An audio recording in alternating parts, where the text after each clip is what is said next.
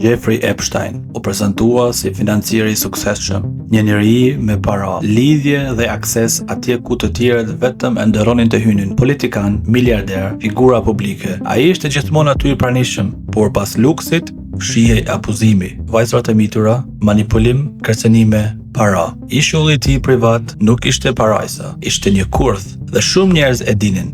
Për vite me radhë, Epstein shmangu drejtësinë, dënimet e lehta, marrëveshje sekrete. Pyetja është, si shpëtoi kaq gjatë ky njeri? Sepse ai nuk ishte vetëm. Në vitin 2019 ai u arrestua për herë të parë, duke sikur e vërteta do të dilte. Pastaj, një natë, kamerat që nuk funksiononin, roje që flinin dhe një trup i pajet vetvrasje thanë. Pse dështuan të gjitha sistemet njëkohësisht? Pse ai vdiq pikërisht atëherë? Dhe kush u shpëtua nga heshtja e tij? Jeffrey Epstein vdiq, por historia e tij jo, sepse kjo nuk është vetëm histori e një kriminali, është histori e një sistemi që mbron të fuqishmit dhe ndoshta e vërteta ende po fshihet.